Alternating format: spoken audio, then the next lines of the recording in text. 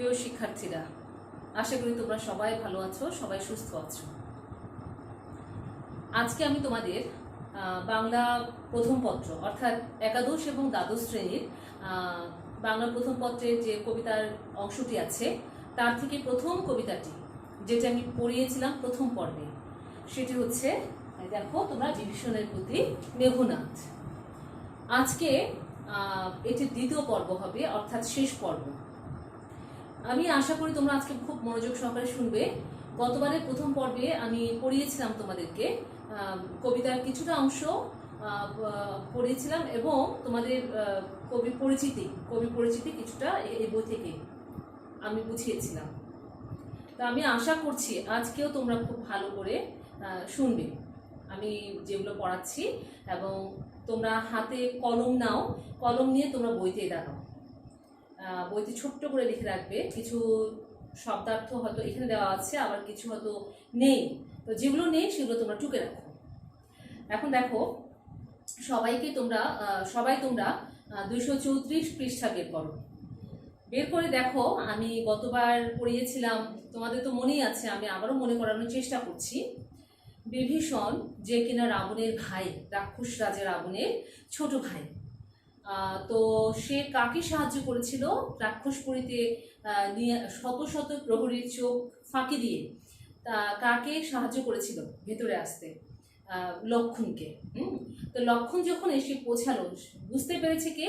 তার ভাইয়ের ছেলে অর্থাৎ রাবণের ছেলে মেঘনাদ। তো সে তো অবাক যে তার চাচা বা তার কাকা যে এভাবে মানে যারা বিরোধিতা করছে সেই শত্রুকে সে কিভাবে তিনি প্রবেশ করিয়েছেন।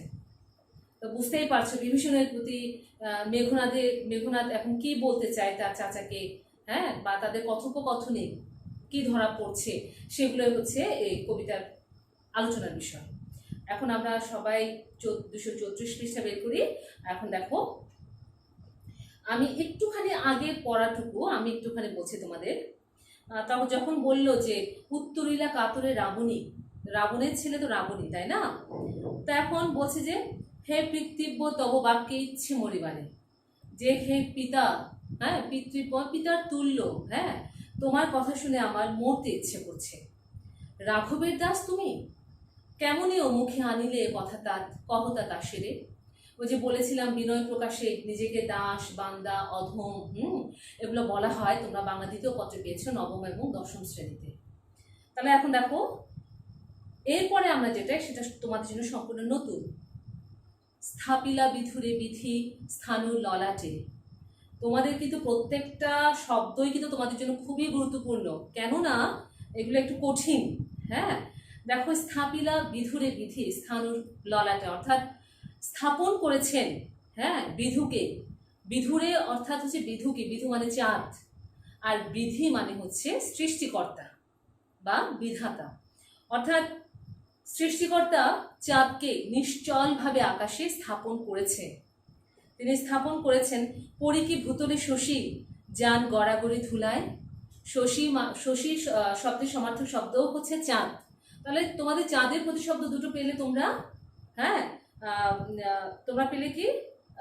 একটি হচ্ছে শশী, চাঁদের সমার্থক শব্দ, আর একটি হচ্ছে কি? বিধু। এখন যেটা মেঘনাদ বলতে চাইছে, হ্যাঁ, তার কাকাকে বলতে চাইছে যে আকাশে নিশ্চলভাবে স্থাপন করেছেন সৃষ্টিকর্তা কাকে? চাঁদকে। চাঁদ কি কখনো ধুলাই পড়ে গড়াগড়ি যায়? চাঁদ তো আকাশেই থাকে, নিচে তো তার স্থান নয়। অনেকটা তুলনা করছে চাঁদকে ইয়ের সাথে, তার চাচার সাথে, হ্যাঁ, তুলনা করছে। তারপর দেখো কি বলছে, হে রক্ষরথী মানে হচ্ছে রাক্ষস কুলের বীর। ভুলিলে কেমনে কে তুমি? তুমি কিভাবে ভুলে গেলে? তুমি কে? জনম তব কোন মহাকুলে। এই যে মহাকুল, অর্থাৎ কুল মানে বংশ, হ্যাঁ, এই যে মহাবংশে তোমার জন্ম, তুমি কিভাবে ভুলে গেলে? কে বা সে অধম রাম? বলছে অধম রামটাই বা কে? তারপর বলছে দেখো, প্রথমে কিন্তু চাঁদের সাথে তার কাকাকে তুলনা করেছে। এখন কি বলছে দেখো, স্বচ্ছ সরোবরে করে কেলি রাজহংস পঙ্কজ কাননে। অর্থাৎ রাজহাঁস সবসময় স্বচ্ছ, অর্থাৎ খুব সুন্দর পানিতে, হ্যাঁ, খেলা করে রাজহাঁস। রাজহাঁস কখনো কিন্তু কাদাযুক্ত পানিতে যায় না। তো এই জন্য রাজহাঁসের সাথে তার চাচাকে তুলনা করছে। দেখো কি বলছে, স্বচ্ছ সরোবরে করে কেলি রাজহংস পঙ্কজ কাননে। পঙ্কজ মানে হচ্ছে পদ্ম, হ্যাঁ, পদ্মের বাগানে। যাই কি সে কভু প্রভু পঙ্কিল সলিলে শৈবাল দলের ঘাম। অর্থাৎ রাজহাঁস তো কখনো শৈবালযুক্ত বা শ্যাওলাযুক্ত পানিতে কখনো না যায় না। রাজহাঁস সে সবসময় কিন্তু স্বচ্ছ পানিতে, অর্থাৎ ভালো খোলা পানিতে সে কখনো যায় না। কেন বলছে দেখো, মৃগেন্দ্র কেশরী কবে হে বীর কেশরী সম্ভাসে শ্রীগালে মিত্রভাবে। অর্থাৎ বলছে বীর কেশরী, অর্থাৎ সিংহের রাজা যে কেশর থাকে না, তো বলছে বীর কেশর, মৃগেন্দ্র কেশরী, হে বীর কেশর, অর্থাৎ সিংহের সাথে তুলনা করছে। মেঘনাদ সিংহের সাথে তুলনা করছে তার চাচাকে। তো বলছে সম্ভাসে শ্রীগালে মিত্রভাবে। একটা শিয়ালে, একজন সিংহ হয়ে, সিংহের মতো বীর হয়ে তুমি কিভাবে একজন শিয়ালের সাথে তুমি বন্ধুত্ব করলে, হ্যাঁ। তারপর দেখো, অজ্ঞ দাস বিজ্ঞতম তুমি। অজ্ঞ, অজ্ঞ মানে কি, আমি নিজে কিছু জানি না কিন্তু আমি অজ্ঞ, কিন্তু তুমি তো বিজ্ঞ। অর্থাৎ এটা কিন্তু বিনয় প্রকাশে তার কাকাকে বলছে তুমি তো বিজ্ঞ কিন্তু আমি তো অজ্ঞ। তারপর দেখো, অবিদিত নহে কিছু তোমার চরণে, তোমার কাছে তো কোনো কিছু অজানা নয়। আচ্ছা, আমি কিন্তু বাংলাটা যেটা সহজটা সেটাও কিন্তু বলে দিচ্ছি, তোমরা খেয়াল করবে কেমন। ক্ষুদ্রমতি নর সুর লক্ষণ। নর তো মানুষ, তাই না, নর মানে মানুষ, আর সুর হচ্ছে বীর, হ্যাঁ। তো এখন ক্ষুদ্রমতি মানে কি, ক্ষুদ্র মন মানসিকতা সম্পূর্ণ একজন মানুষ, মানে অর্থাৎ বীররূপী মানুষ কে লক্ষণ। নহিলে, না হলে, নহিলে মানে হচ্ছে না হলে, অস্ত্রহীন যোধে কি সে সম্বোধে সংগ্রামে। অস্ত্রহীন যোধে মানে কি অস্ত্র ছাড়া যুদ্ধে সে কি আমাকে কখনো ডাকে। অর্থাৎ অস্ত্র ছাড়া যুদ্ধই করতে হচ্ছে কাকে, মেঘনাদকে। কিন্তু লক্ষণের কিন্তু অস্ত্র আছে, তাকে তো অস্ত্রাগারে যেতে দেওয়া হচ্ছে না। সে যুদ্ধের জন্য, এখানে একটা জিনিস মনে রাখবে যে যুদ্ধের শর্ত হচ্ছে দুই পক্ষের অস্ত্র থাকতে হয়, তাই না। এক পক্ষের অস্ত্র আছে আর এক পক্ষের অস্ত্র নেই, সেটা তো যুদ্ধ নয়। সেটা যাদের অস্ত্র হাতে আছে আর যাদের অস্ত্র নেই, তার মধ্যে যাদের অস্ত্র হাতে আছে তাহলে ধরে নিতে হবে সেটা পুরুষোচিত লক্ষণ, হ্যাঁ। এটা এই লক্ষণটা ভালো নয়। তাহলে দেখো, এখন বলছে যে কহ মহারথী, এ কি মহারথী প্রথা। তুমি হে মহারথী অর্থাৎ মহাবীর, তুমি আমাকে বলো। এটা তো মহাবীরের কোনো প্রথা নয়। নাহি শিশু লঙ্কাপুরে শুনি না হাসিবে এ কথা, ছাড়হ পথ আসিব ফিরিয়া এখনই। যে এমন কোনো শিশু লঙ্কাপুরীতে নেই যে এই কথা শুনে হাসবে, হাসবে না, সবাই শুনে হাসবে। শিশুরা পর্যন্ত, অর্থাৎ শিশুরা পর্যন্ত জানে, লঙ্কাপুরের শিশুরা পর্যন্ত জানে যে অস্ত্রের শর্তই হচ্ছে দুই পক্ষে অস্ত্র থাকতে হবে, হ্যাঁ, যুদ্ধের শর্ত। তারপর দেখো, বলছে ছাড়হ পথ, তোমরা তো জানো যে করহ নিজ কাজ তাতে কিবা ভয় লাজ। আগের অর্থাৎ আগের নিয়মে ক্রিয়াপদের সঙ্গে একটা হ যোগ করার নিয়ম ছিল, বর্তমানে সেটি নেই, সেটা অতে রূপান্তরিত হয়েছে। এটাও নবম দশম শ্রেণীতে তোমরা পড়েছ। এখন বলছে ছাড়হ পদ, একটা হ, হ্যাঁ, লাগিয়ে দেওয়া, জুড়িয়ে দেওয়া হয়েছে। ছাড়হ পদ আসিব ফিরিয়া এখনই, তুমি আমার পথ ছেড়ে দাও, আমি এখনই ফিরে আসব। দেখিব আজ কোন দেব বলে, দেব বলে বিমুখে সমরে মোরে সৌমিত্রী কুমতি। লক্ষণের মাতার নাম সুমিত্রা। এই জন্য যে তোমাদেরকে আমি একটু আগে বললাম না, রাবণের ছেলের নাম কিন্তু রাবণী, রাবণ যোগ ই প্রত্যয় যুক্ত হয়েছে। ঠিক তেমনি সুমিত্রার ছেলের নাম সৌমিত্রী। তারপরে সৌমিত্রী কাকে বলা হয়, এটাও তোমাদের প্রশ্নে আসতে পারে। সৌমিত্রী বলা হয় লক্ষণকে, কারণ সে হচ্ছে সুমিত্রার ছেলে। তাহলে এখন দেখো, বলছে যে আজকে আমি দেখব কোন দেবতার বলে, অর্থাৎ দেবতার শক্তিতে, হ্যাঁ, আমাকে বিমুখে অর্থাৎ প্রতিরোধ করে। বিমুখে মানে প্রতিরোধ করে, সমর, সমর মানে যুদ্ধ, তোমরা তো জানো না। আর সমরে মানে কিভাবে আজকে আমাকে যুদ্ধে প্রতিরোধ করে। এই সৌমিত্রী কুমতি, কুমতি মানে হচ্ছে খারাপ, কুমতি খারাপ বুদ্ধি সম্পন্ন ব্যক্তি, লক্ষণের কথা বলছে। দেবদৈত্য নররণে সচক্ষে দেখেছ রক্ষশ্রেষ্ঠ পরাক্রম দাসের।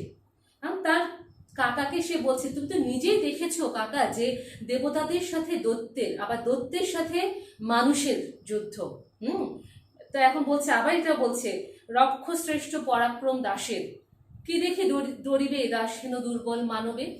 তো বলছে যে রক্ষশ্রেষ্ঠ, রাক্ষসরাজের শ্রেষ্ঠ বীর তো তার পিতা, তাই না, রাবণ।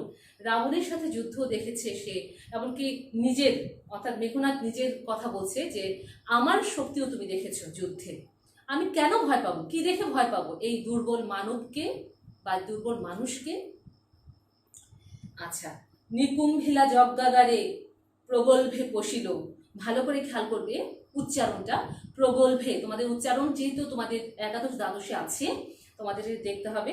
নিকুম্ভিলা যজ্ঞাগারে প্রগল্ভে পশিল, বলছে যে নিকুম্ভিলা যজ্ঞাগার, আমি এখানে লিখে রেখেছি, তোমরা একটু দেখো।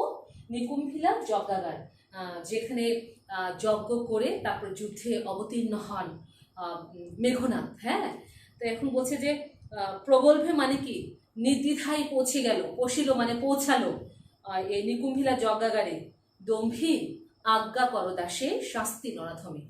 এখন দম্ভী মানে তো, দম্ভ মানে অহংকার, কিন্তু এখানে কিন্তু এই দম্ভী হচ্ছে সেই অর্থে, ধরে নাও অহংকার করার মতো গৌরব অর্জন আছে তাদের, মানে অর্জিত আছে তাদের, তাদের তাদের অবশ্যই তাদের গৌরব করার মতো শক্তি আছে তাদের। হ্যাঁ, এই জন্য তার চাচাকে, সে তার পিতৃতুল্য চাচাকে বলছে যে দম্ভী তুমি আমাকে আদেশ করো, আমি আজকে এই নরের অধমকে শাস্তি দিই।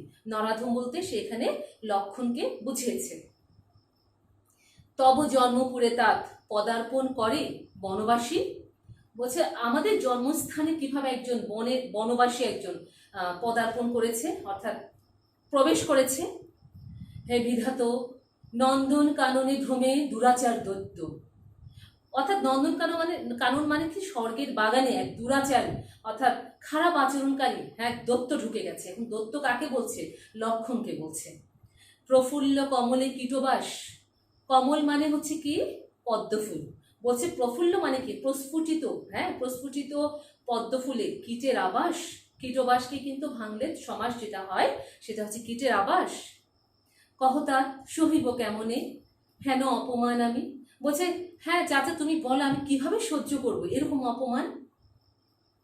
ভাতৃপুত্র তব, আমি তো তোমার ভাইয়ের ছেলে, তুমিও হে রক্ষমণি সহিছ কেমনে, তুমিও তো রাক্ষসকুলের একজন বীর, তুমি বা কিভাবে সহ্য করছো। এখন দেখো এর পরেরটা প্রায় সময় অনেক শিক্ষার্থীরা এটা একটু কঠিন মনে করে, তোমরা মনোযোগ দিলে তোমাদের কাছে কঠিন মনে হবে না। শোনো, মহামন্ত্র বলে বলে যথা নম্রশীর ফণি, তো ফণি মানে তো সাপ, অর্থাৎ মহামন্ত্র দিয়েও যেভাবে সাপকে বশীভূত করা যায়।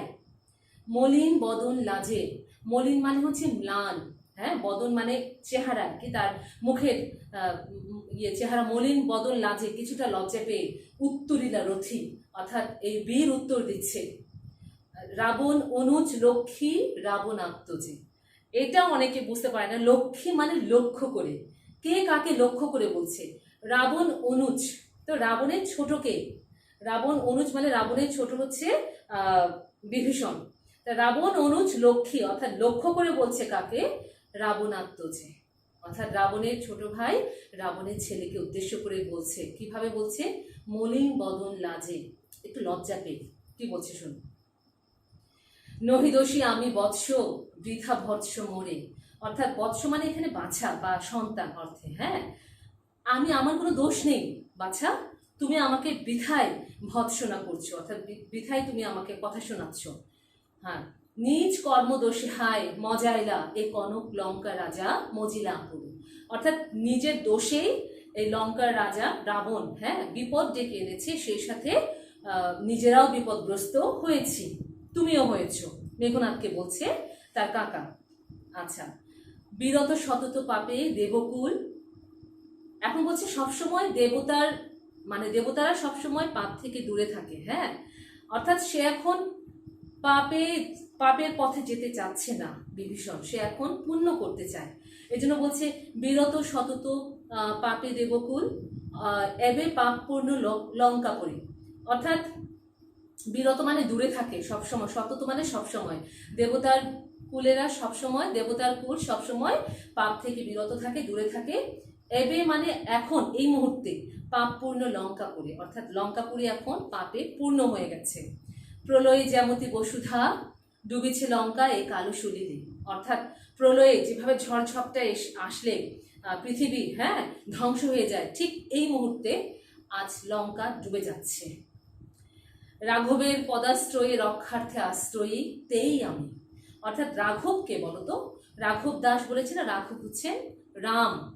তো রামের পদাশ্রয়, অর্থাৎ আমি তো রামকে ভক্তি করি, আমি রামের ভক্ত, বিভীষণ বলছে। সুতরাং তার আশ্রয়কে অবশ্যই আমি আশ্রয় দিতে চাই। তাহলে আশ্রয়টাকে এখানে হচ্ছে, আশ্রয় হচ্ছে লক্ষণ। তারপর দেখো পরতেই আমি মানে হচ্ছে সেই জন্যেই আমি। পরদোষে কে চাহে মজিতে, বলছে অন্যের দোষে আমি কেন নিজে কেন আমি বিপদে পড়ব। তারপর দেখো এরপরে যেটা রুশিলা বাসব ত্রাস। তো বাসব ত্রাস মানে কি, এটা মেঘনাদের আরেকটা নাম, বাসবের ভয়ের কারণ, অর্থাৎ ইন্দ্রের ভয়ের কারণ হচ্ছে মেঘনাদ। এখন দেখো রুশিলা বাসব ত্রাস, রেগে গেছে এখন, মেঘনাদ এখন রেগে গেছে। গম্ভীরে, এখন এটা একটু শোনো, গম্ভীরে যেমতি নিশীথে অম্বরে মন্দ্রে জিমুতেন্দ্র কপি। অর্থাৎ গভীর রাত্রে যেভাবে মেঘের ডাক শোনা গেলে, মানুষ যখন ঘুমায়, চারদিকে শুনশান নীরবতা, হঠাৎ করে যখন মেঘের ডাক হয় তখন মানুষ চমকে উঠবে না, ঠিক তেমনি কিন্তু চমকে ওঠার মতো করে রেগে গেছে মেঘনাদ। তারপর দেখো কহিলা বীরেন্দ্র বলি, কেঁপে উঠে বলছে বীরেন্দ্র বলি, অর্থাৎ বীর বলছে, মেঘনাদকে বীর বলা হচ্ছে। ধর্মপথগামী হে রাক্ষস রাজানুজ। আমি এখানে রাক্ষস রাজানুজ লিখে দিয়েছি, দেখো। এখন তোমরা তো জানো যে রামানুজ, অর্থাৎ দেখো এখানে রামানুজ মানে রামের ছোট ভাই লক্ষণ, আর রাক্ষস রাজার অনুজকে নিশ্চয়ই বিভীষণ, অর্থাৎ রাক্ষস রাজা রাবণ, তার অনুজ ছোট ভাই হচ্ছে বিভীষণ। এখন দেখো সে তার চাচাকে উদ্দেশ্য করে বলছে, হে ধর্মপথগামী, ধর্মের পথে যাচ্ছ হে রাক্ষস রাজানুজ, বিখ্যাত জগতে তুমি কোন ধর্ম মতে কহ দাসে শুনি, জ্ঞাতিত্ব ভ্রাতৃত্ব জাতি এ সকলে দিলা জলাঞ্জলি। অর্থাৎ কোন শাস্ত্র লেখা, মানে অর্থাৎ কোথায় তুমি কেন কোন ধর্ম মতে তুমি এই দাসকে বলো, আমি শুনবো। আজকে তুমি তোমার জ্ঞাতিত্ব ভ্রাতৃত্ব জাতি, অর্থাৎ ভাইয়ের সম্পর্ক, আত্মীয়তার সম্পর্ক, আজ রাক্ষস জাতি, এই সমস্ত কিছুই তুমি জলাঞ্জলি দিচ্ছ, অর্থাৎ সবকিছু ধ্বংস করে দিচ্ছ। শাস্ত্রে বলে গুণবান যদি পরজন, গুণহীন স্বজন, তথাপি নির্গুণ স্বজন শ্রেয় পর পর সদা। অর্থাৎ গুণবান যদি পরজন হয়, আর আমার নিকট আত্মীয় যদি একজন গুণহীন হয়, কোনো গুণ নেই, তারপরেও বলবো সেই নির্গুণ স্বজনই শ্রেয়, সবচাইতে শ্রেষ্ঠ নিজের জন্য। অর্থাৎ সে নিরাপদ, নিরাপদ হচ্ছে আমার সেই স্বজন যার কিনা কোনো গুণ নেই। আর যে পরজন গুণবান, সেও আমার আপন নয়, আপন হতে পারে না। আচ্ছা, এই শিক্ষা হে রক্ষবর কোথায় শিখিলে, বলছে এই শিক্ষাটা তুমি কোথায় শিখলে। কিন্তু বৃথা গঞ্জি তোমা, বলছে তোমাকে শুধুই আমি বকছি বা এক সমস্ত কথা বলছি। হেন সহবাসে, বলছে এই ধরনের মানুষের সাথে মিশে হে পিতৃব্য বর্বরতা কেন না শিখিবে। তুমি এই ধরনের মানুষের সাথে নিষ্ঠুরতা কিভাবে, কেনই বা শিখবে না। তুমি এই ধরনের মানুষের সাথে মিশেছো বলেই তুমি নিষ্ঠুরতা শিখেছো, তুমি নিষ্ঠুর হয়েছ। গতি যার নিজ সহ নিজ সে দুর্মতি। অর্থাৎ যার গতি নিচে, সবসময় তার মন সবসময় নিম্নে, অর্থাৎ নিম্নগামী হয়ে থাকে, অর্থাৎ ভালো বুদ্ধি সম্পন্ন হতে কখনোই পারে না। তো দেখো এখানে কিন্তু শেষ 235 পৃষ্ঠায়, এবং এখানে দেখো সবার শেষে দিয়েছে নির্বাচিত অংশ, অর্থাৎ তোমাদের এখানেই কিন্তু নির্বাচিত অংশেই কিন্তু, অর্থাৎ এটা কিন্তু নির্বাচন করে দিয়েছে যতটুকু তোমাদের দরকার। এটি আরো অনেক বড় কবিতা। এখন দেখো যেটা এখানে যে ইয়েগুলো আছে, শব্দার্থ আছে, আমি তোমাদেরকে বারবার বলছি। এখানে 237 পৃষ্ঠায় নিকুম্ভিলা যজ্ঞাগার, এটা একটু বড়, এটা তোমরা শিখবে, এখান থেকে তোমরা অনেক তথ্য পেতে পারো। এখানে তোমরা তথ্য পেতে পারো, অর্থাৎ নিকুম্ভিলা যজ্ঞাগার বলতে কি, কাকে বোঝানো হয়েছে বা কি। তো এখন যেটা বলবো 238 পৃষ্ঠায়, যেহেতু আজকে এটা শেষ হয়ে যাবে, আজকেই শেষ দ্বিতীয় পর্বে, তোমরা এখানে যে এইটা সম্পূর্ণ পাঠ পরিচিতি সম্পূর্ণ অবশ্যই পড়বে তোমরা, দাগ দিয়ে দিয়ে পড়বে, হ্যাঁ, যেগুলো তোমাদের কাছে খুব গুরুত্বপূর্ণ মনে হয়। কারণ প্রত্যেকটা আমি যেগুলো পড়ালাম প্রত্যেকটা লাইন এবং প্রত্যেকটা শব্দই কিন্তু গুরুত্বপূর্ণ তোমাদের জন্য। কেননা খুব কঠিন কবিতা বলাই যায়, অনেকে কঠিন মনে করে, বুঝতে তো সহজই। তাহলে এখন দেখো আমি যেটা বলবো, এটা পড়ানোর পরে আমি একটা জিনিস পেলাম যেটা না পড়লেই নয়। দেখো আমি এখানে লিখে দিয়েছি, মানব কেন্দ্রিকতাই রেনেসাঁস বা নবজাগরণের মূল কথা। অর্থাৎ এখানে কিন্তু এই নবজাগরণের প্রেরণাতেই রামায়ণের রাম লক্ষ্মণ মধুসূদনের লেখনীতে হীনরূপে খারাপ রূপে আর কি, এবং রাক্ষস রাজা রাবণ এবং তার পুত্র মেঘনাদ যাবতীয় মানবীয় গুণের ধারক রূপে উপস্থাপিত কবি এখানে উপস্থাপন করেছেন। তো যাই হোক, তোমরা এটা পড়বে। আমি চাই পাঠ পরিচিতি কখনোই তোমরা না পড়ে কখনো যাবে না, অর্থাৎ পড়তেই হবে, এখান থেকেই কিন্তু প্রশ্ন চলে আসে। আর যেটা বুঝালাম সেটা আশা করি তোমরা খুব ভালোভাবে বুঝেছো। তোমরা প্রশ্ন করবে, আশা করি তোমরা যেটা না বুঝো সেটা অবশ্যই তোমরা কমেন্টে প্রশ্ন করতে পারো। আজকে এটুকুই, পরবর্তীবার আবারও দেখা হবে। সবাই ভালো থেকো, সুস্থ থেকো, ধন্যবাদ।